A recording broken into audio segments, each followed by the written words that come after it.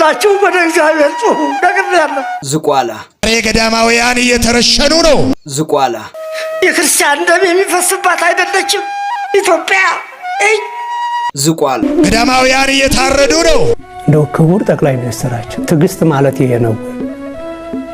በክርስቲያኖች ደም ነው ወይ የእርስዎ ትዕግስት የሚገለጠው? የአብነት ተማሪዎች እየተረሸኑ ነው። ሰው ለፍቅር ለምስጋና የተሰጠውን ዘመን የሰይጣንን ግብር ማስፈጸሚያ አድርጎት ስንቱ ያላበሳው በእጁ ተቀበለ የሞት እንዳረጎት። መነኮሳት ሞቱ አይደል በግፍ ተገደሉ። እሰይ እልል በሉ። ምክንያቱም ጌታን ለማገልገል በዱርና ገደል ዓለምን ንቀዋት ለኖሩ በሙሉ የቸርነት አምላክ ለነሱ ይራራል። የክርስቲያን ሕይወት በምድር ሲያበቃ በሰማይ አንድ ብሎ በአዲስ ይጀምራል።